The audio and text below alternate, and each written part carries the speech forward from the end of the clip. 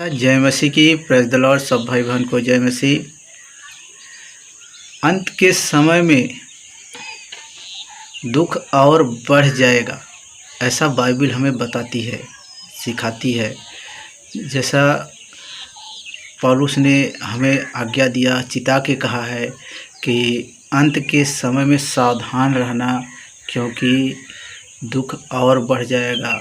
कुछ लोग ऐसे हो जाएंगे कि सत्य से अपना मन फेर करके और कथा कहानियों पर अपना मन लगाएंगे। जैसे कि देखेंगे दूसरा तीमुथियुस और चौथा अध्याय 3 वचन से देखेंगे, कह रहा है, क्योंकि ऐसा समय आएगा जब लोग खरा उपदेश न सह सकेंगे, पर कानों की खुजली के कारण अपनी अभिलाषाओं के अनुसार अपने लिए बहुत से उपदेशक बटोर लेंगे। फिर से पढ़ लेते हैं, क्योंकि ऐसा समय आएगा जब लोग खरा उपदेश न सह सकेंगे। ऐसा समय आ रहा है, आ गया है कि खरा उपदेश लोग नहीं चाहते, सह नहीं पा रहे हैं। और कह रहा है वचन कि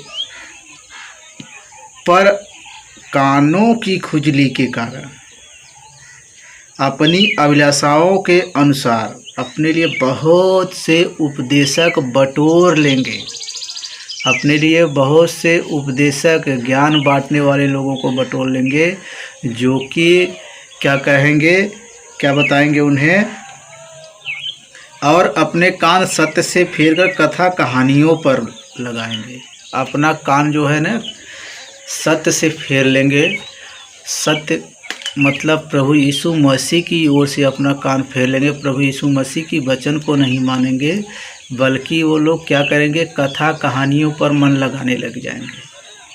और आज भी ऐसा हो ही रहा है, क्योंकि प्रभु यीशु मसीह कहा है कि मैं सत्य हूँ, लेकिन सत्य को कोई मान नहीं रहा है। सत्य को वो ठुकरा करके अपने उसी गोबर भक्ति में पड़े रहने में अपना उद्धार समझते हैं। लेकिन प्रभु यीशु मसीह ने कहा, यीशु मसीह का संदेश इसलिए सुनाया जाता है। यीशु मसीह ने कहा है कि स्वर्ग और पृथ्वी का सारा अधिकार मेरे हाथ में है। इसलिए आज प्रभु यीशु मसीह के लोग प्रभु यीशु मसीह का संदेश लेकर जा रहे हैं, चर्चों में सुना रहे हैं, गांव-गांव में बता रहे हैं, जगह जगह बता रहे हैं। लेकिन बहुत से लोग अभी उनके अंदर ये भावना बन गई है कि ये इनका एक अलग धर्म है, जो ईसाई धर्म के लोगों का है, और ये ईसाई धर्म के ईश्वर की बात कर रहा है। जबकि यीशु मसीह ईसाई धर्म का ईश्वर नहीं, वह सर्व ज्ञानी, सर्वव्यापी, सर्वशक्तिमान सृष्टिकर्ता ही ईश्वर है। उसी ने पूरी सृष्टि को रचा है और हम मनुष्यों को सिरजा और बनाया और रचा है। लेकिन सबकी बुद्धि में ये बात घुस नहीं रहा है, क्योंकि प्रभु का वचन कहता है कि शैतान ने तुम्हारे मन को भारी कर दिया है। बहुत से लोगों के मन को शैतान ने भारी कर दिया है, ताकि वो लोग देख तो रहे हैं, लेकिन देखते रहते हैं, लेकिन वो समझते नहीं। सुन तो रहे हैं, लेकिन उनका कान ऐसा भारी हो गया है, सुनकर भी नहीं समझ पाते। उनके विवेक को, उनके सोच को उसने मार दिया है। इसीलिए कहावत है कि आँख के अंधे को रास्ता दिखाया जा सकता है, लेकिन मन के अंधे को रास्ता कैसे दिखाएंगे? दिखाना बड़ा ही मुश्किल है।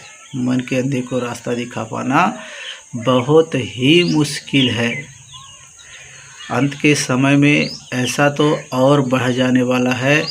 मैं आपको एक बता दूं, मतलब क्योंकि अंत के समय में लोग किस्सा और कहानियों पर ही मन लगाएंगे। प्रभु यीशु मसीह ने कहा है कि धन्य है वे जो दयावंत है, क्योंकि उन पर भी दया की जाएगी। जब उड़ाऊ पुत्र अपना घर छोड़कर चला गया, तो वो अपने पिता से कहा कि मुझे मेरा हिस्सा दे दो। उड़ाऊ पुत्र एक था और एक राजा था। राजा के दो पुत्र थे, एक उड़ाऊ पुत्र और एक उसका बड़ा बेटा। अब बड़ा बेटा तो अपने पिता के पास रहा, लेकिन छोटा जो है वही उड़ाऊ पुत्र बना और वह अपने पिता से कहा कि मेरे हिस्से का जो भी आता है सब मुझे दे दो। और उसके पिता ने कहा हाँ तेरे हिस्से में जो आता है मैं तुझे दे देता हूँ, चल ठीक है। और उसके हिस्से में जो कुछ भी आया उसे उसके पिता ने दे दिया और वह उसे क्या किया, अपना जायदाद पूरा लिया और उसको क्या किया, बेच दिया। बेच करके वह जो माल पाया, जो धन पाया, लेकर वह विदेश में चला गया और अपने पिता की माँ की एक भी न सुना और चला गया। और पुत्र को जो कुछ भी मिला, उसके पिता ने जो कुछ भी दिया उसे उसने क्या किया, खो दिया। खो दिया क्या मतलब, वह सब बेच डाला। सब बेच करके वह चला गया विदेश में और वहाँ पर जाके सब मतलब खा पी के बर्बाद करके ऐश किया और उड़ा पड़ा दिया। और इतना तक कि उसने वेश्यागिरी की और वेश्यागिरी में उसकी सारी पैसा, सारा दौलत सब नष्ट हो गया। और फिर उसे खाने के भी लाले पड़ने लगे। तब वह क्या काम किया कि किसी के यहाँ सोचा मैं नौकरी कर लूँ। तब वह एक सूअर पालने वाले के यहाँ नौकरी कर लिया और उसे खाने के लिए भी उसने क्या दिया, कहता था पहले सूअरों को जो दाना डालता था उसी कहा पहले सूअरों को दाना डाल और उसके बाद जो बचेगा उसी दाने में से तू भी खा लिया कर, बचा खुचा खाया कर, ऐसा नहीं कि पहले तू ही खा लिया कर। तब उसे याद आया कि मैं तो राजा हूँ, मैं जिस घर से बिलोंग करता हूँ वहाँ पर मेरे घर पिता के घर में कई नौकर ऐसे हैं कि जी भर के खाते हैं और खाने के बाद बचा खुचा अपने घर पर भी लेकर जाते हैं और कुत्ते को खिलाते हैं। उनके हमारे यहाँ के तो हमारे नौकर भी हमसे बढ़ के है, जो परिस्थितियाँ मेरी यहाँ पर हो गई है। तब वह पछताया और कहा कि अब मैं अपने पिता के पास जाऊँगा। और वह अपने पिता के पास आया तो उसके पिता ने जब देखा कि मेरा छोटा बेटा आ रहा है तो उसके पिता ने उसे धिक्कारा नहीं, भगाया नहीं और देखते ही उसका प्रेम उस पर उमड़ पड़ा। उस उड़ाऊ पुत्र के ऊपर उसके पिता का प्रेम उमड़ पड़ा और कहता है कि इसे पहले जूते पहनाओ, अंगूठी पहनाओ और इसे नए कपड़े पहनाओ। और उसके बाल काटे गए और उसके साथ उसको लेकर आया अपने घर में और उसे राज सिंहासन पर बैठाया और मतलब पार्टी किया। उसके पिता ने बहुत से अच्छा सा बछड़ा काट करके सब लोगों को खिलाया। तो उसका भाई खेत में गया था, बड़ा भाई, और बाद में जब आया तो कह रहा कि ऐसा, अरे मेरे घर में इतना अच्छा प्रोग्राम क्यों हो रहा है। उसके घर के नौकरों ने बताया कि तेरा छोटा भाई आया है। तो वो बोला अरे मेरा छोटा भाई आया है, मतलब वो तो सब अपना जायदाद लेकर चला गया था, फिर क्यों आया। तो फिर अपने पिता के पास वह गया और कहने लगा कि हे पिता, तूने मेरे साथ ये क्या किया, अभी तो मेरा ही हिस्सा सिर्फ बचा है और इसमें छोटे को वापस फिर रखेगा।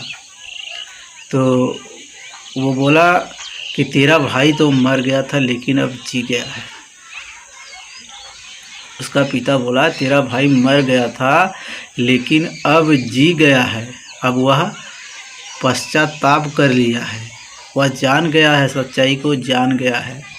वैसे ही वह यह कहानी प्रभु यीशु मसीह इसलिए ऐसा बताया लोगों के सामने, क्योंकि ये कहानी बहुत से लोगों ने, बहुत से राजगुरुओं ने बताया था लोगों से, लेकिन वो यहाँ तक बताते कि जब वह उड़ाऊ पुत्र आया तो उसके पिता ने उसे भगा दिया, कि बोला जाओ जाओ, तूने तो अपना हिस्सा पाती लेकर चला, तू तो अपना हिस्सा पाती लेकर चला गया था, अब किस लिए आया।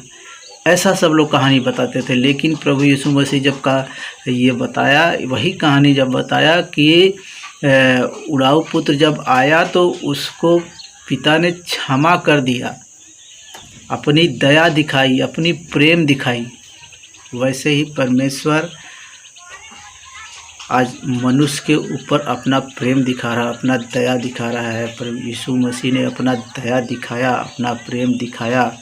किससे कहानियों पर जाने से मना कर रहा है कि तुम ये अलग बात है कि आप बाइबल से अब जब हट कर जाएंगे, देखेंगे तो बहुत सी ऐसी कहानियां हैं कि देखने में बहुत रोचक लगेंगी, बहुत अच्छी लगेंगी, लेकिन उसमें सच्चाई कुछ भी नहीं है। सच्चाई 1% भी नहीं है, सिर्फ काल्पनिक कहानियां हैं। और काल्पनिक कहानियों के पीछे मत भागो। प्रभु ने कहा है कि अंत के समय में ऐसे लोग हो जाएंगे, कुछ ऐसे लोग होंगे कि अपना मन जो है कथा कहानियों पर लगाएंगे। आइए वचन देखेंगे कि तीमुथियुस दूसरा अध्याय का, दूसरा तीमुथियुस तीसरा अध्याय पहले ही वचन से देख लेते हैं क्या कहता है।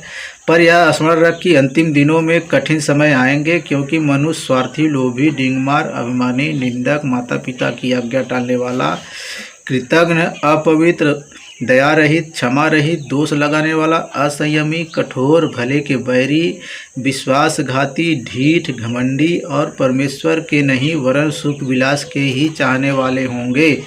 वे भक्ति का भेष तो धरेंगे पर उसकी शक्ति को न मानेंगे।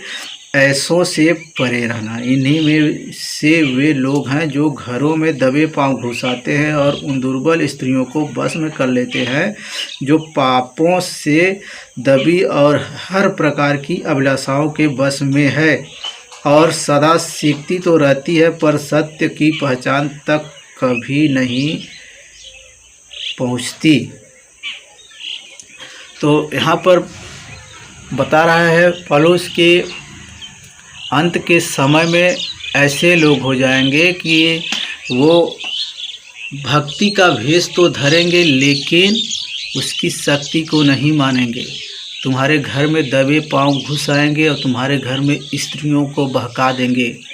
कई स्त्रियों को बहका लेंगे और स्त्रियां बहक करके उनकी बातों को मानने लग जाएंगे, क्योंकि उनका यही विचार रहेगा कथा कहानी सुनाने वाला काम। और आज भी खरी शिक्षा को लोग नहीं सह पा रहे हैं, नहीं सुन पा रहे हैं, क्योंकि उन्हें उसकी आदत लग गई है। बहुत से लोगों को कथा कहानी सुनने की आदत लग गई है, वो सच्चाई को सुनना नहीं चाहते। लेकिन कथा कहानी पर मन लगाने वाले एक दिन नरक में जाएंगे, तड़पेंगे। लेकिन जो पछताएगा, जैसे उड़ाऊ पुत्र पछताया और पछता करके वापस आया, तो पिता ने उसे इनकार नहीं किया। वैसे ही प्रभु चाहता है कि जो प्रभु को छोड़कर और वो अब दूसरे देवी देवताओं के पास भाग गए और उन्हें अपना धर्म करके मानने लगे, ऐसे लोगों से प्रभु कह रहा है कि जब वो अपना मन फिराएंगे तो परमेश्वर ऐसे लोगों पर जो है दया करेगा। ऐसे लोग जब पश्चाताप करके प्रभु के पास आएंगे तब वह दया करेगा उन पर। क्योंकि जब उड़ाऊ पुत्र आया तो कहा कि हे पिता, मुझे अपने नौकर के नाई ही रख ले, लेकिन प्रभु ने कहा है कि तू मेरा पुत्र है, पुत्र नहीं प्रिय पुत्र है। परमेश्वर ने हम मनुष्यों को अपना प्रिय पुत्र कहा है, लेकिन बहुत से लोग ऐसे हो गए हैं कि परमेश्वर का पुत्र न बन करके परमेश्वर को अपना बेटा बना लेना चाह रहे हैं। मतलब जिसे परमेश्वर ने बनाया, मनुष्य को परमेश्वर ने बनाया, तो मनुष्य परमेश्वर को बना रहा है। वो मूर्ति क्रिएट करके, मूर्ति बना करके कहता है ये मेरा परमेश्वर है, ये मुझे बनाया है। जैसे खुद मनुष्य ने बनाया उसी को वो कर रहा है, इसी ने मुझे बनाया है। और उसका दिमाग इतना फिर गया है, उसको विवेक नहीं रहा, सोच नहीं रहा कुछ। इसीलिए प्रभु यीशु मसीह ने कहा तुम मन फिराओ, पाप से मन फिराओ, पश्चाताप करो। उड़ाऊ पुत्र ने जब पश्चाताप किया तो उसे पिता ने भगाया नहीं, उसे स्वीकार कर लिया। वैसे ही प्रभु आज हमें स्वीकार करने के लिए तैयार है, लेकिन हम लोगों को उसके पास पश्चाताप करके आना चाहिए। जब सृष्टि रची गई थी तो मनुष्य को परमेश्वर ने बनाया, और जब उनके भाषा में गड़बड़ी डाली तो अन्य अन्य जगह पर सबको रख दिया, और हर जगह पर सब लोग जो है कि अपनी अपनी मनमानी करने लगे। हर जगह पर लोग जो है कि जो उनके मन में आया वही उसी को उन्होंने गढ़ लिया, और कहीं देवी देवता बना लिए, कहीं पेड़ को पूजा करने लगे, कहीं पानी को पूजा करने लगे, कहीं वन को पूजने लगे, कहीं आग को पूज रहे हैं, तो कहीं जो भी उनके समझ में आ रहा है वो पूज रहे हैं। लेकिन परमेश्वर को जिसने सब कुछ बनाया, आग पानी हवा आकाश बादल पृथ्वी सब कुछ परमेश्वर ने बनाया। सूरज चाँद तारे गण को सबको उसी ने बनाया। मनुष्य को परमेश्वर ने बनाया, सभी जानवरों को परमेश्वर ने ही बनाया, फूल पौधों को भी बनाया परमेश्वर ने। लेकिन वो सब छोड़ करके, प्रभु को छोड़ करके वो सब क्रिएट किए हुए वस्तुओं को कह रहा है कि अब ये मेरा ईश्वर है। अपनी माँ को छोड़ करके गाय को कहते हैं मेरी माँ है। सिर्फ गाय ही माँ है, बाकी सब दूध नहीं देती, बाकी जानवर सब दूध नहीं देती। लेकिन एक सोच बन गई है कि ऐसा कहो, ऐसा कहने से लोगों का मन बदल जाता है। मैं आपको एक कहानी बता दूं। एक आदमी था, औरत के बारे में कुछ ऐसा बोला कि औरत जो है औरत नहीं होती तो आदमी पाप नहीं करता, औरत नरक का द्वार है। तो कुछ लोगों ने सुना और उन्हें अच्छा लगा कि हाँ ये बात तो सही कह रहा है कि औरत अगर न रही होती तो वो पाप का फल नहीं खाती, और पाप का जब वो फल नहीं खाती तो आदम भी नहीं खाता, तो आदम भी ये नहीं मरता और आदम सदैव जीवित रहता। लेकिन कोई ये नहीं सोचता कि अगर औरत नहीं रही होती तो वो खुद यहाँ पर कैसे आया होता। तो कुछ लोगों का कहना है कि औरत जो है कि बेबुनियादी बात करती हैं, मतलब औरत ही जो है कि घर को ढाने वाली होती है। लेकिन बहुत से लोग ऐसे भी हैं, कहते हैं कि औरत घर को ढाने वाले नहीं, घर को बनाने वाली होती है। एक औरत के बिना एक मनुष्य अधूरा है। एक मनुष्य का जीवन व्यर्थ है। एक मनुष्य जो है कि कुछ भी नहीं कर पाता है, मतलब उसकी वो सृष्टि को नहीं बढ़ा पाएगा बिना औरत के। लेकिन जब किसी ने कहा कि औरत बुरा है तो बहुत लोग मान गए। लेकिन जब उसका जवाब मिला तो वो एक सवाल बन गया कि औरत बुरी है, एक सवाल बन गया। जब उसका जवाब दे दिया गया तो उसको छोड़ करके सब लोग ये कहने लगे, बहुत से लोग कहने लगे कि औरत के बिना सृष्टि नहीं चल सकती। तो औरत को भी सम्मान मिला। तो वैसे ही बहुत से लोगों ने प्रभु को, सबसे पहले परमेश्वर ने जब सृष्टि को रचा, रचने के बाद जब उनके भाषा में गड़बड़ी डली तो जहाँ चाहा उसको वहाँ रख दिया, अपनी आत्मा के द्वारा उठा के रख दिया। तो वहाँ के लोगों में ये भावना पैदा हो गई, कहानियाँ बनाने लग गए। कहानी भी तरह तरह की कहानी बनाई गई, जैसे हमारे देश में रामायण महाभारत कहानी बनाई गई है, पुराण कथा बनाया गया है। और वो कहानी कह कह करके लोग उसी कहानी पर भी अपने मन को लगाने लगे और अपने मन के ईश्वर बना लिए, अपने मन के जो है कि देवता बना लिए। 33 करोड़ देवी देवता बताए जाते हैं हमारे सिर्फ इंडिया में, तो पूरी पृथ्वी पर और कितने होंगे। तो ऐसा कहानी बनाए कि लोग कहते हैं कि अब ये मेरा धर्म है, लेकिन जब सच्चा परमेश्वर की बात सुनते हैं तो कहते हैं ये दूसरे का धर्म है। इसलिए प्रभु कहता है, जैसे उड़ाऊ पुत्र अपना मन फिराया पछताया, वैसे ही तुम भी पछता के जब प्रभु के पास आओगे तो प्रभु तुम्हें स्वीकार कर लेगा। क्योंकि प्रभु ने हम मनुष्यों के प्राण के उद्धार के लिए अपना प्राण दिया है, ताकि हमारा प्राण बच जाए, हम नरक जाने से बच जाए। मरना तो निश्चित है, पाप का फल खाने के वजह से हर व्यक्ति के अंदर मृत्यु तो आई, लेकिन प्रभु यीशु मसीह ने मृत्यु पर जय पाई। और प्रभु यीशु मसीह को जो अपना उद्धारकर्ता स्वीकार कर लिया, उसके वजह से वह भी अंत के समय में जी उठेगा और वह स्वर्ग में जाएगा। यहाँ तक कि मरने के बाद भी लोग स्वर्ग में ही जाते ही हैं, लेकिन वही लोग स्वर्ग में जाते हैं जो प्रभु यीशु मसीह को अपना उद्धारकर्ता स्वीकार कर चुके हैं, लेकिन जो नहीं किए हैं वो नरक में ही जाते हैं। मैं ऐसा दर्शन में देख चुका हूँ, इसलिए आपसे बता रहा हूँ, आपको प्रेरित कर रहा हूँ, आपको प्रेरणा दे रहा हूँ।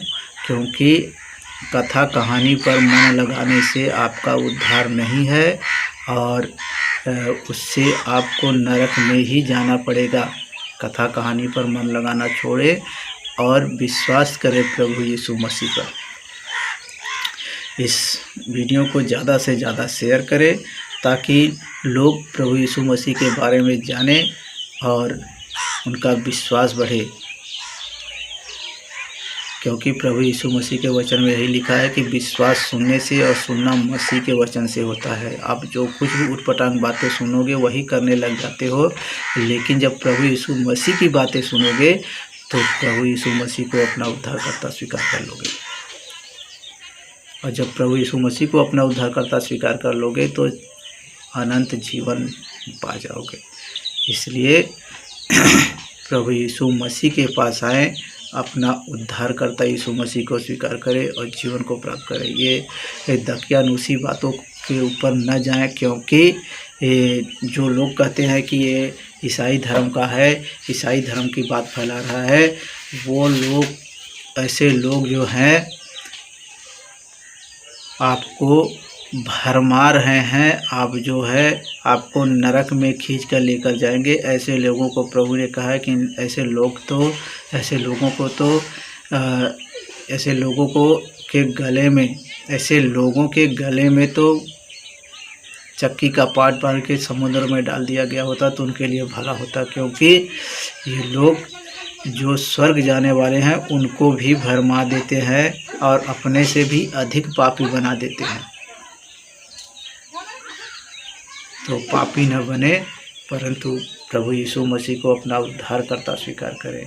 प्रभु यीशु मसीह ही स्वर्ग और पृथ्वी का सृष्टि करता है। वही हम अपना लहू बहा करके हमारे पापों से छुटकारा हमें दिया है। और हमारे पापों से छुटकारा तभी होगा जब हम अपने प्रभु को, यीशु मसीह को अपना प्रभु स्वीकार करेंगे। ऐसा क्यों उसके चेलों ने पूरी पृथ्वी पर फैलकर ऐसा क्यों कहा? क्योंकि उसके सिवा और कोई ईश्वर नहीं है।